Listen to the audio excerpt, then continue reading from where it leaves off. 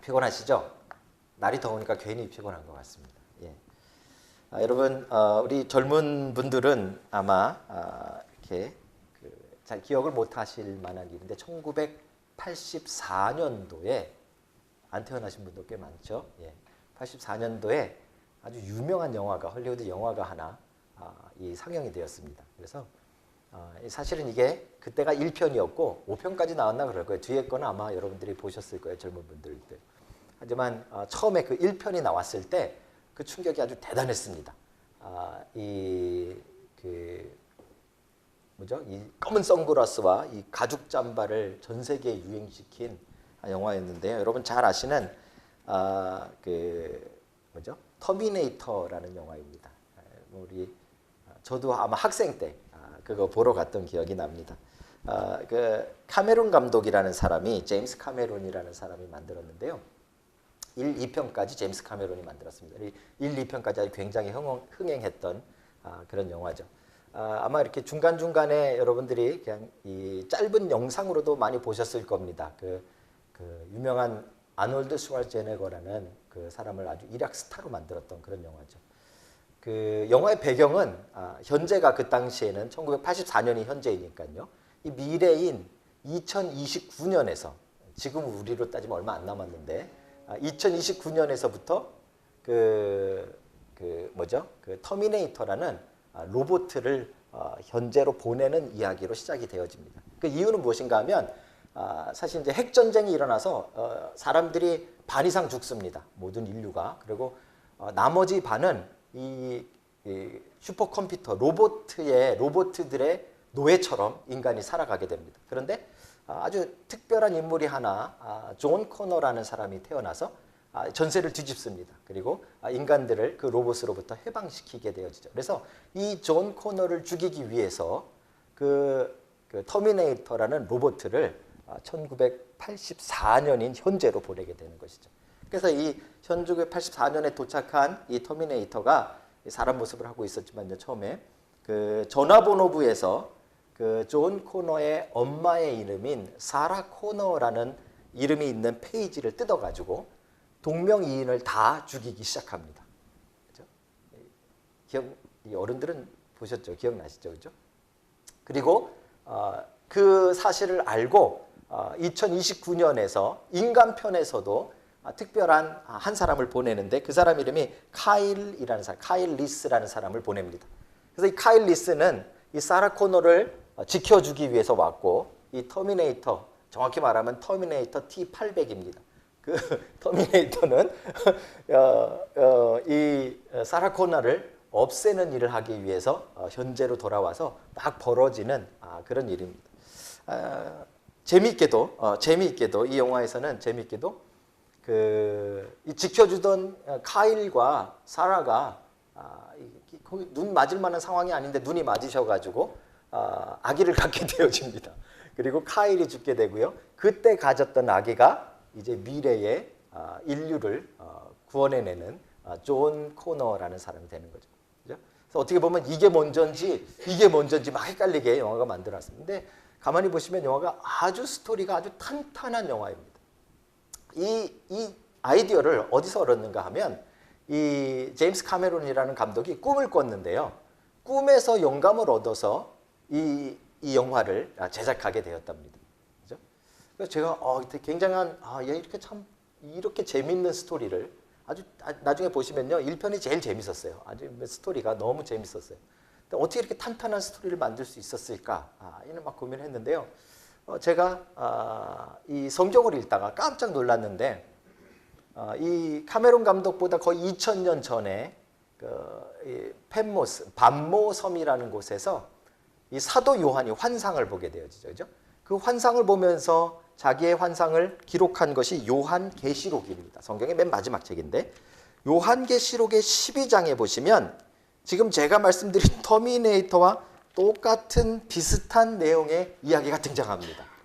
요한계시록 12장에 보시면 한 여자와 붉은 용과의 전쟁에 대해서 이 기록을 하고 있습니다. 이 붉은 용이 이 여자를 이제 막 공격해서 죽이려고 하는데 제가 잠깐만 읽어봐 드릴게요. 2절에 보시면 이 여자가 아이를 베어 해산하게 되매 아파서 애를 쓰며 부르짖더라. 하늘에 또 다른 이적이 보이니 보라, 한 큰 붉은 용이 있어 머리가 7이요 뿔이 10이라. 이 용이 이 아기가 태어나면 이 아기를 죽이기 위해서 이 여자를 계속 공격하는 그런 이야기가 요한계시록 12장에 등장합니다. 이 이유는 무엇인가 하면 이 여자가 낳게 될 아기가 5절에 보시면 여자가 아들을 낳으니 이는 장차 철장으로 만국을 다스릴 남자라. 그 아이를 하나님 앞과 그 보좌 앞으로 올려가더니, 이 사단과 이 전쟁 가운데서, 영적 전쟁 가운데서 이 사람들을 완전히 구원해내고 사람들을 완전히 회복시킬 한 인물이 태어나는데, 그 인물을 태어나지 못하게 하려고 또는 그 인물을 죽이려고 그 여자를 공격하고 있는 용에 대한, 사실 사단에 대한 이야기죠. 이야기가 사실 놀랍게도 요한계시록 12장에 나옵니다. 나중에 이렇게 그 영화랑 성경책을 피시고 영화를 본 게 좀 우습긴 하지만 성경책을 펴놓고 영화를 보시면 야, 혹시 이 아이디어가 여기서 온 것이 아닐까라고 생각할 정도로 굉장히 흡사해 있습니다. 그런데 여러분, 더 놀라운 사실은요, 지금부터 한 2000년 전에 사도 요한이 반모섬에서 본 환상을 12장이 그리고 있었는데, 이 이야기는 이 사도 요한이 갑자기 생각해낸 것이 아니라 사실은 그보다 훨씬 수천 년 전에 있었던 모세가 창세기를 기록할 때 이 뼈대를 가지고, 이 스토리의 뼈대를 가지고 창세기를 기록하기 시작합니다.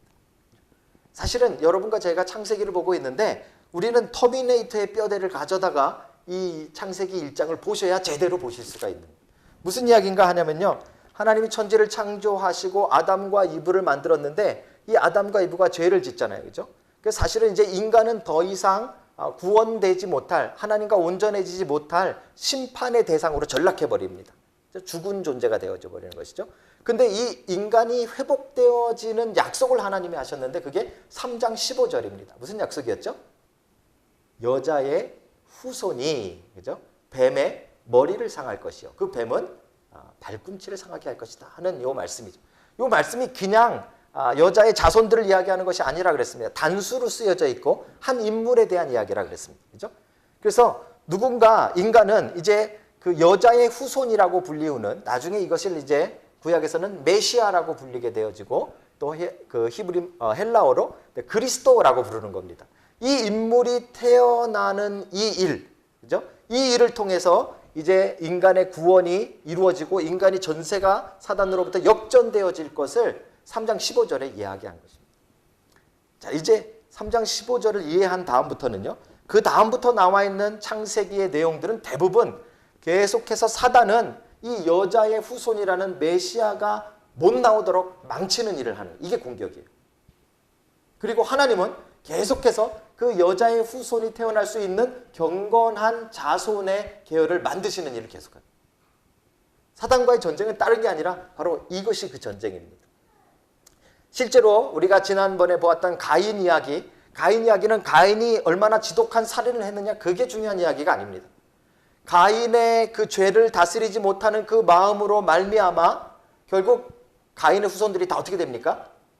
여자의 후손이 날 수 없을 정도의 망가진 존재가 되어져 버리는 거죠.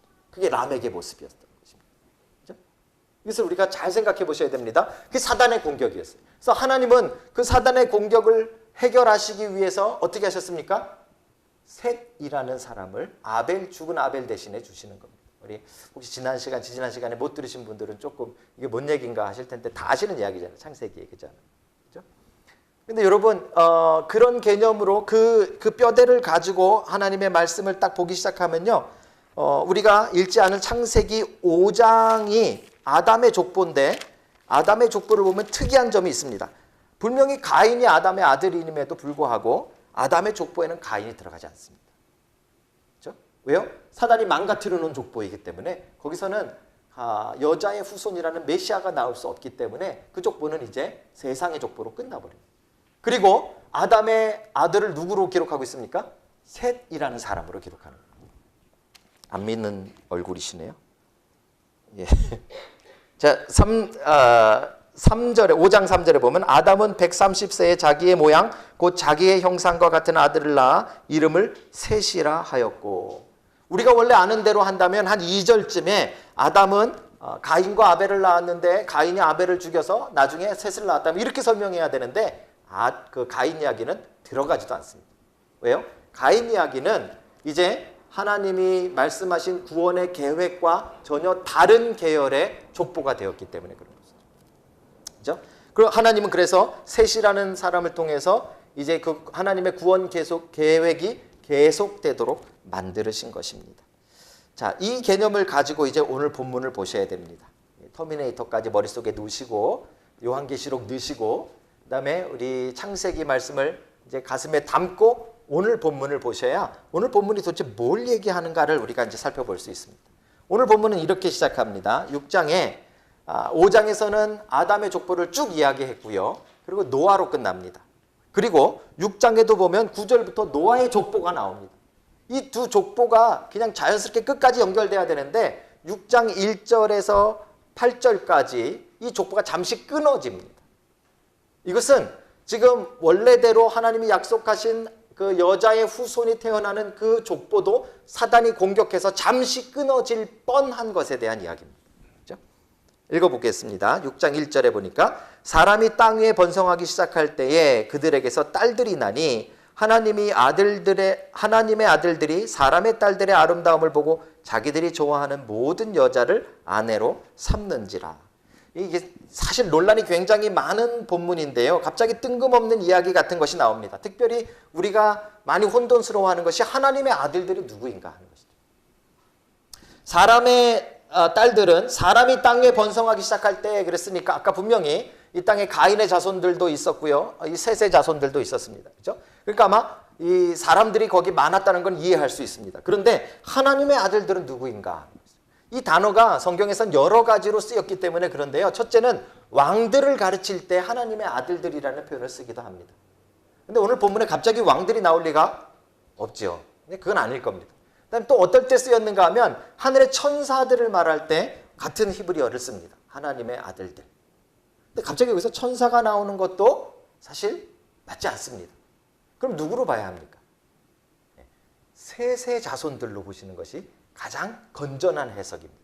그러니까 지금 하나님의 아들들이라고 표현되어 있는 사람들은 그 이전에 가인이 죽인 아벨 대신해 주셨던 셋, 그의 자손들, 특별히 에노스 때부터 여호와의 이름을 부르던 그 자손들이 있었는데 그 자손들이 가인의 자손들, 사람의 딸들을 보고 결혼하기 시작했다 이 말입니다. 그렇죠? 이게 구약에 나와 있는 아주 중요한 띠임 중에 하나인데요. 나중에 보시면 가나안 땅에 갈 때 제일 걱정하는 것이 무엇인가 하면 거기 있는 이방 여인들과 결혼하는 것을 금지하죠. 그게 제일 걱정이었습니다. 그거는 성경이 국제 결혼을 반대한다는 이야기가 아닙니다. 뭐에 대한 이야기인가 하면 하나님의 경건한 신앙을 가지고 있는 족보에서 그렇지 않은 족보와 섞임으로써 그 다음 때에 신앙을 잃어버리는 것에 대한 우려입니다. 그렇죠?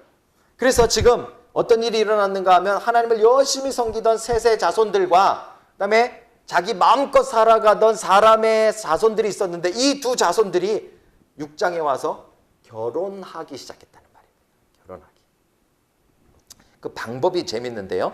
어떻게 결혼하기 시작했는가 하면 사람의 딸들의 아름다움을 보고, 이게 사단이 늘 쓰는 방법입니다. 지금도 똑같은 방법입니다.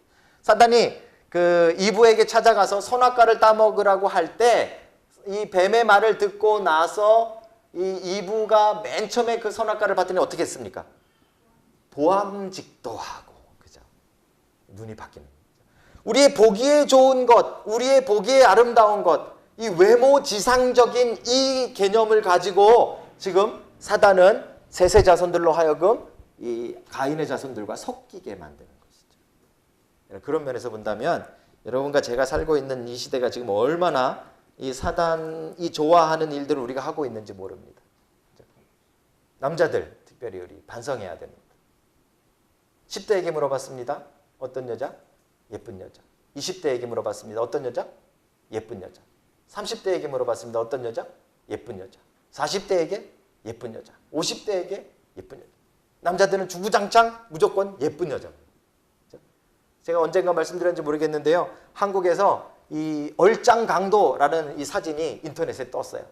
누가 이렇게 강도를 짓을 하시고 이 감옥에 갔어요. 근데 사진이 유출됐는데 여자분이었는데 얼굴이 진짜 예뻤어요. 그랬더니 댓글이 난리가 났어요. 풀어줘라.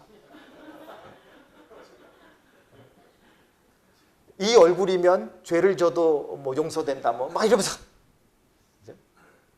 예쁘면 다 돼버리는 그런 세상을 우리가 살고 있는 거죠. 사단이 쓰는 방법이었습니다. 그래서 셋의 자손들이 영적으로 판단하지 않고 자기 눈에 보기에 아름다워 보이는 사람들을, 이게 남자들만 하는 것이 아니라 여자들도 마찬가지입니다. 키 큰 남자 좋아하시잖아요. 그죠? 이 외모만 보고 겉만 보고 그 다음이 문제인데요. 자기 마음대로 자기가 원하는 대로 결혼을 했다 이렇게 말하죠. 그죠? 결국 죄라는 것은 무엇인가 하면 자기의 뜻대로 하는 것입니다. 그죠? 이게 자기의 뜻이 하나님의 뜻과 맞을 때는 상관이 없는데 우리의 뜻은 대부분 악하기 때문에 하나님의 뜻과 맞지 않다는 말입니다.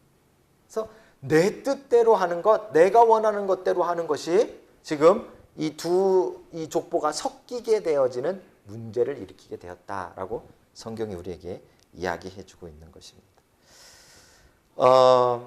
아까도 말씀드렸듯이 이게 지금 우리가 살고 있는 시대에도 우리는 똑같이 이루어지고 여러분과 제 마음속을 가만히 들여다보시면 아마 제 이야기를 들으면서 그게 뭐가 잘못된 겁니까? 이렇게 생각하실 분들이 좀 계십니다.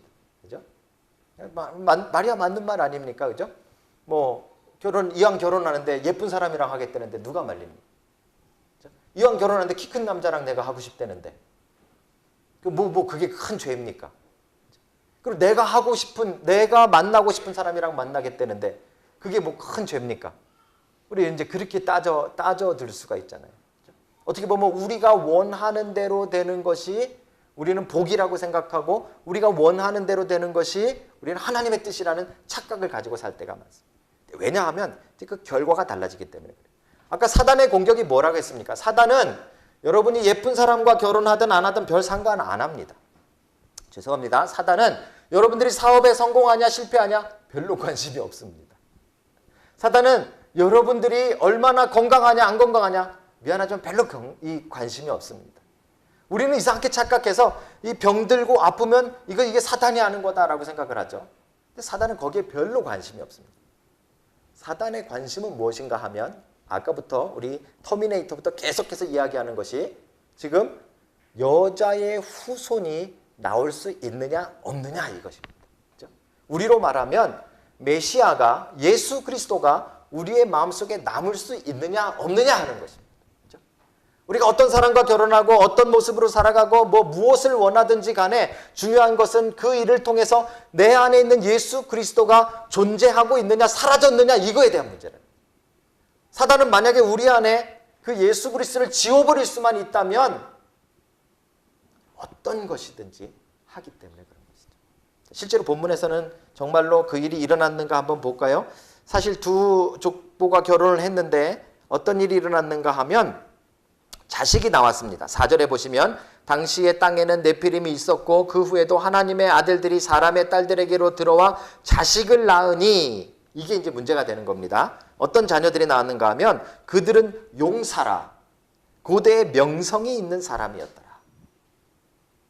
이게 좀 이제 헷갈려지셨어요. 용사를 낳는데 이게 뭐가 잘못됐습니까?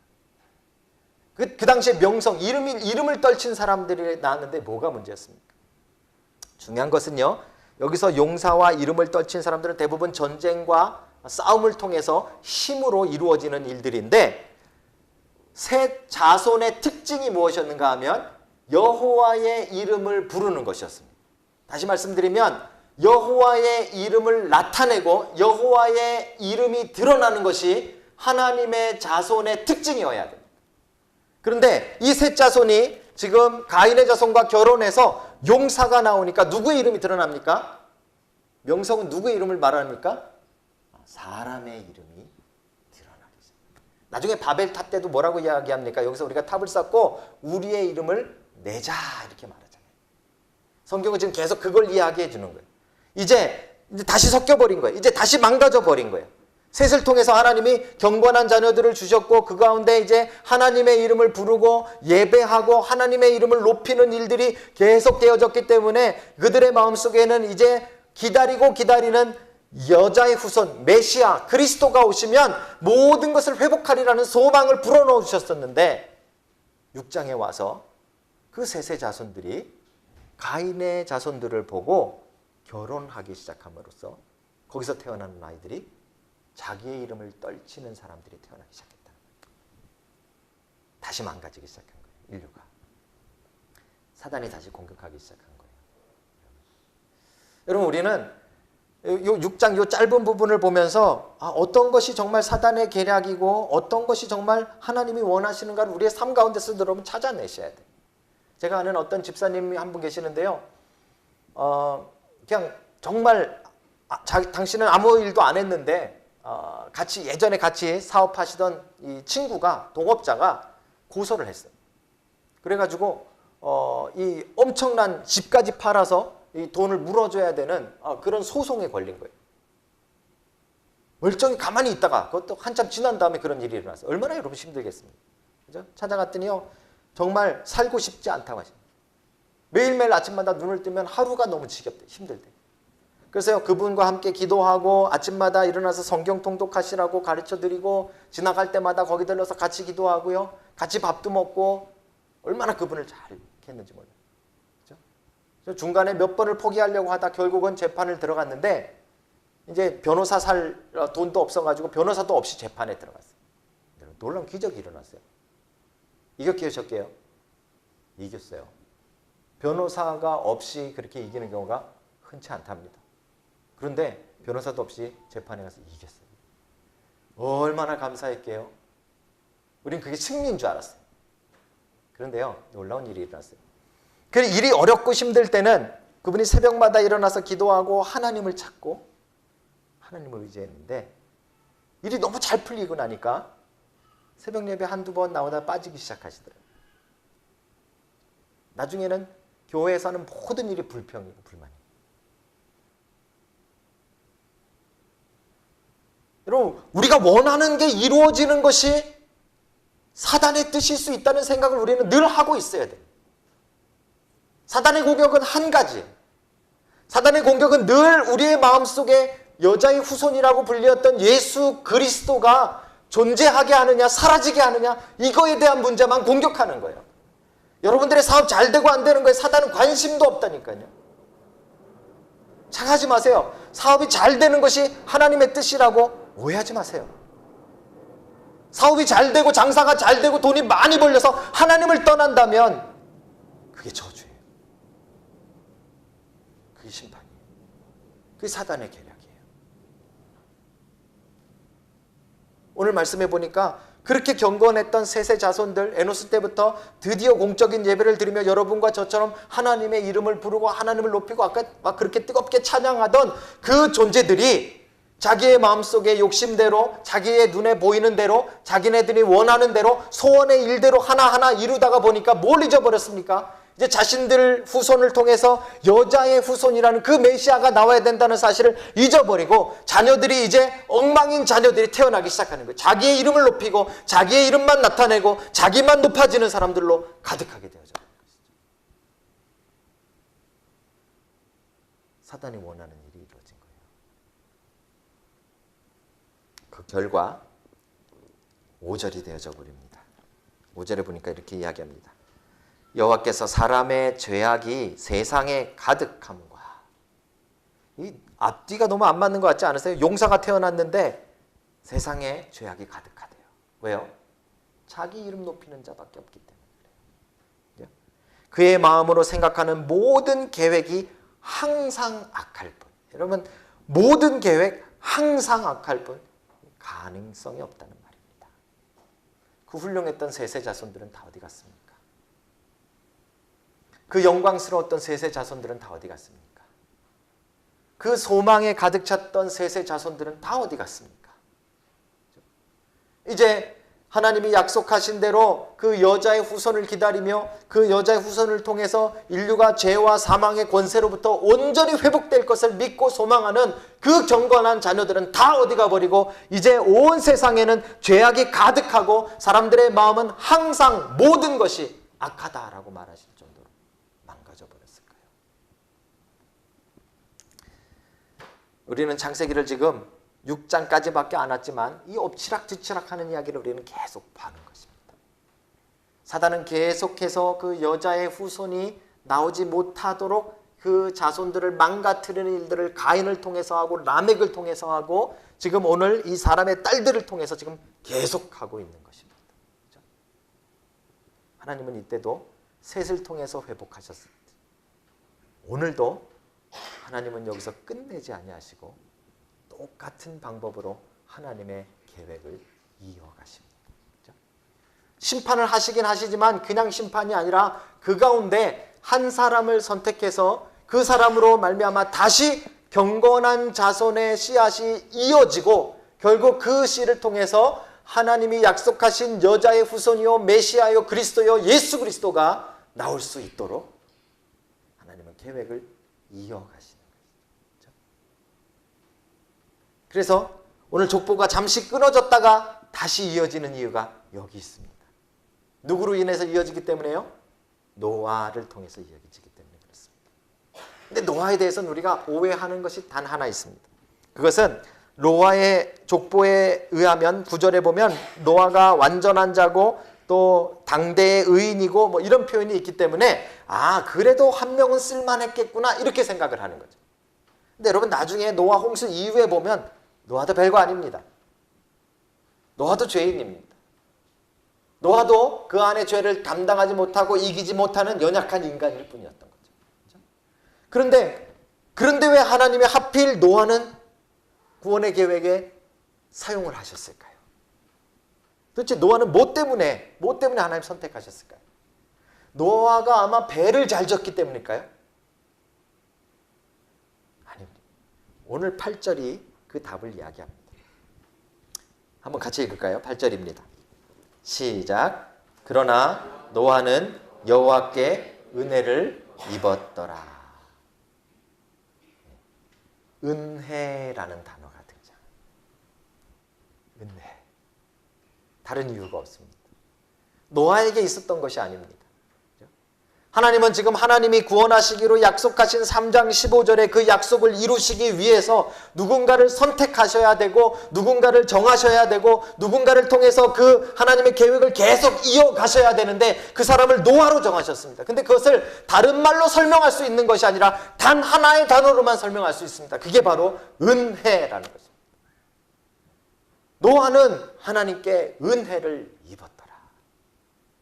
여러분과 제가 오늘 이 자리에 있는데 한번 가만히 생각해 보십시오. 저는 자주 그런 생각을 합니다. 여러분 여러 가지로 볼 때 제가 여기 있어야 될 사람일까요? 여러분이 이 자리에 있어야 될 사람일까요? 만약에 여러 가지 죄질 기회들이나 딴 거 놀 기회들이 많았다면 이 자리에 아마 우리는 오지 못했을 사람이 대부분일지 모릅니다. 착각하지 마십시오. 우리가 정말 신실해서 우리가 정말 하나님을 열심히 붙잡아서 우리가 정말 신앙이 좋아서 이 자리에 있다는 생각을 버리셔야 됩니다. 어쩌면 우리도 똑같은 죄인이고 우리도 망가지는 똑같은 죄인들입니다. 그런데 왜 이 자리에 있습니까? 그게 하나님의 은혜입니다. 하나님의 은혜. 이 설명할 길이 없는 거예요. 왜 하필 나를 선택하셔서 하나님을 믿게 하셨는지 우리는 알 길이 없는 거예요. 왜 하필 나 같은 사람을 이 자리에 부르셨는지 우리는 알 길이 없는 거예요. 그래서 성경은 은혜라는 단어를 두는 거예요. 아무런 조건도 없고 이유도 없이 베풀어 주는 것입니다. 은혜는 사람이 만들어낼 수 있는 것이 아닙니다. 어떤 시골에 있는 목사님이요. 하루는 주일날 아침에 이 성도들에게 좀 은혜를 끼쳐야겠다라는 생각으로 정말 열심히 말씀을 준비했대요. 나이가 많이 드신 할아버지 목사님이셨는데 시골에서 몇 명 안 되지만 내가 정말 목숨 걸고 오늘은 은혜를 끼쳐야겠다 해가지고 새벽부터 일어나서 기도하고 말씀을 준비하고 해가지고 이제 앞에 완벽하게 이렇게 섰어요. 그리고 이제 막 설교를 시작합니다. 아마 오늘처럼 좀 더운 날이었나 봐요. 막 설교 시작했더니 여기서 하품을 하시기 시작합니다. 저기서 주무시기 시작합니다. 저기서 코 골기 시작합니다. 목사님이 막 실망이 되기 시작하는 거예요. 은혜를 끼치려고 왔는데, 그죠? 그런데 유독 할머니 한 분이 맨 한쪽에 앉아, 구석에 맨 앞에 앉아가지고 목사님을 막 바라보면서 막 눈물을 쫙 흘리시는 거예요. 끝나고 목사님 너무 감동해. 그 할머니 하나만 바라보고 설교를 하셨대요. 너무 감동이 돼서 이제 끝나고 인사를 하면서 할머니에게 물어봤어요. 할머니, 그래, 설교 가운데 어떤 말씀이 가장 그렇게 은혜스러워서 눈물을 흘리셨습니까? 그랬더니 할머니 하는 말씀이요. 오늘 새벽에 우리 염소가 죽었는데요. 목사님 수염을 보니까 염소가 생각나서. 은혜는 사람이 임의로 주는 것이 아니고 제가 여러분들에게 뭘 잘 준비해가지고 뭘 계획해가지고 분위기를 만들어서 막 쏟아부어 줄 수 있는 것이 아닙니다. 은혜는 값없이 하나님이 여러분에게 쏟아주시는 것입니다. 우리는 그 은혜를 가지고 이 땅을 살아가고 있는 것입니다. 우리 안에 왜 예수 그리스도가 계속 유지되고 있을까요? 우리 안에 어떻게 놓지 않고 이 예수님을 믿는 믿음이 사라지지 않고 딴 데 갔다가도 돌아오고, 그죠? 안 믿고 한번 딴짓 하셨다가도 돌아오신 분들 많으시잖아요. 왜 우리는 도망 못 가고 우리 안에 예수 그리스도가 계속 남아 계실까요? 바로 하나님의 은혜입니다. 여러분, 그 은혜로 우리가 살아감을 늘 기억하시는 귀한 주일 되시길 주님의 이름으로 축복합니다. 그러나 노아는 여호와께 은혜를 입었더라. 그 말씀대로 여러분 가운데 한없는 하나님의 은혜가 넘치기를 주의 이름으로 축복합니다. 기도하시겠습니다.